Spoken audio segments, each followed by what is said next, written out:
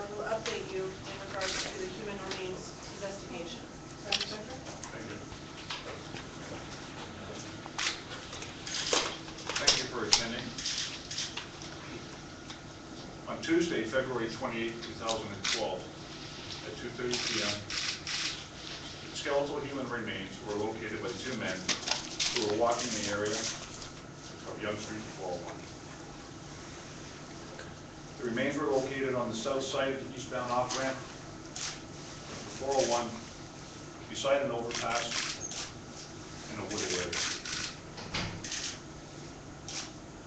As a result of this finding, members of Number 32 Division, Toronto Homicide Squad, Identification Services, and the Public Safety Unit attended the scene and started their investigations. With the assistance of a forensic pathologist and a forensic anthropologist, the remains were removed to the coroner's building.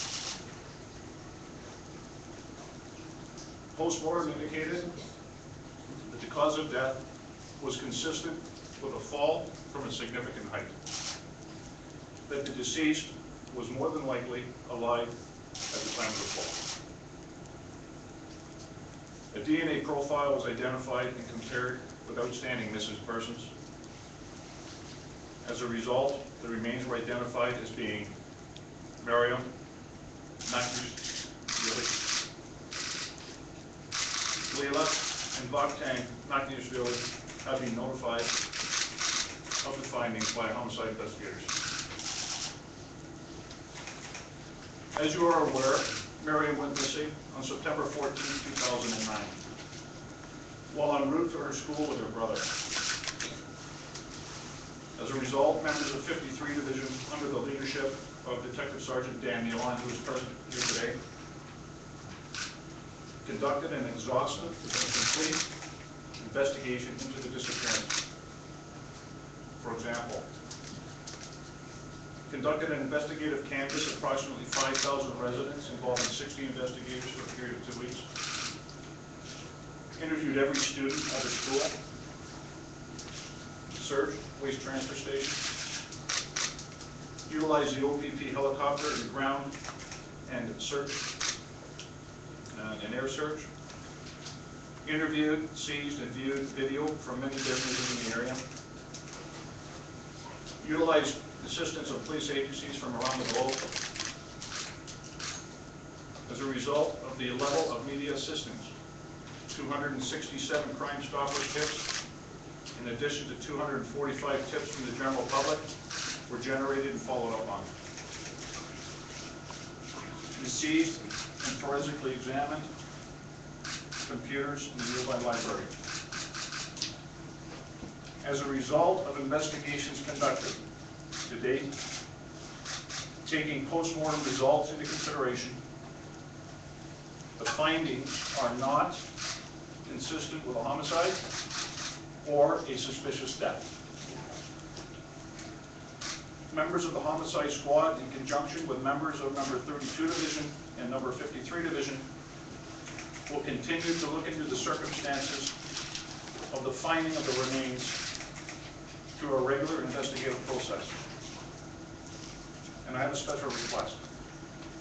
I have been advised by my investigators that Mariam's mother, Leila, has requested that the media honor her right to privacy at this very difficult time. Thank you very much. Inspector, Foreign Master CP24, are you suggesting that Mariam took her own life? I'm not suggesting that, but what I will say is that the postmortem results could be consistent with that conclusion. Or a misadventure, like an accident or that, yes. Inspector, how long approximately was Mariam there before were those remains at that site? That, we don't have information to support the answer to that question. It would be very speculative at best.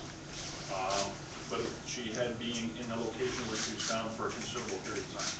My understanding is that police had searched that location. Excuse me? My understanding was that that location had been searched during the initial search. I'm just wondering if you think that she ended up there after that search was conducted. The information I have is that specific area was not part of the search grid. However, the search grid did come close to that particular area. Sir, what role did MTO cameras play at all in the investigation? Did they help? That is one of the investigative follow-ups we're going to be looking into. Now that we have a location where she was found, we're going to be following up with that type of evidence. When the area was searched previously, there were privacy concerns, as I understood it. Is that why the search stopped just short of remains were eventually found? Was it privacy concerns that prevented you from getting? I don't know of any privacy concerns. How were the remains not found? And you mentioned that extensive search, and this was involved, of course. How were these remains missed until years later? Well, as I said, the search grid came close to that area, but did not include that specific area. In my experience, in 36 years, it's not unusual for remains to be in a particular location for long periods of time before they're discovered. How are the officers feel? Live on today's channel right now. Can you give us some idea of just how Mariam's mother is doing? She's doing as expected.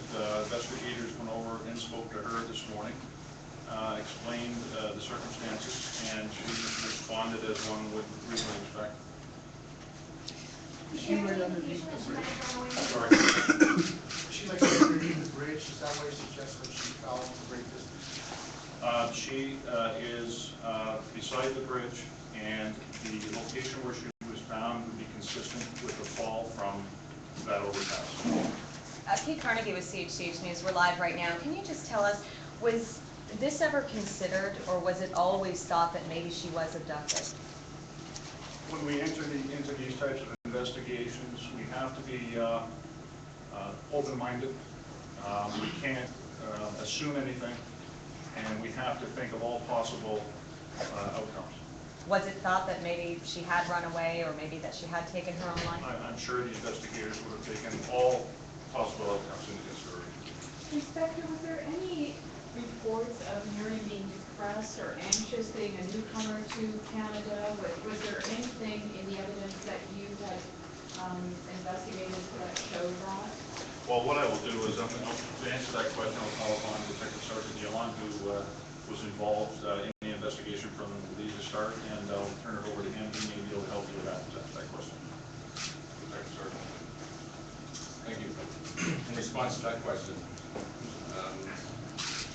the information that we've had right from the beginning, considering her character and her demeanor, the way she was feeling, was not communicated to us that she was in any way depressed. However, in retrospect, you could then see that again as an introvert and as a bookworm, and kept her herself. So one could assume that could be as a result of isolation and depression, but at this point it's all fairly speculative. Detective Sergeant, can you just tell us a little bit about what it's been like for you as an investigator and your team these last 2.5 years, having very little physical evidence to go on, and of course probably getting calls and making calls yourself every time remains are found in the GTA? Well, I mean, it's just like any other investigation that you get involved with. You do have, you want to see it through to an end. This has been a long journey for sure, not only for our investigative team, but for the family as well. And yes, when human remains are reported in the GTA, certainly there's always a question as to who it may be, and certainly it's something that the family has struggled with over the years. I know Mariam had a few friends. She wasn't here very long, but was there any indication about what her home life was like from those friends? What her home life was like? Yeah, I mean, I think we had, but I think we had talked about that in the past in this investigation.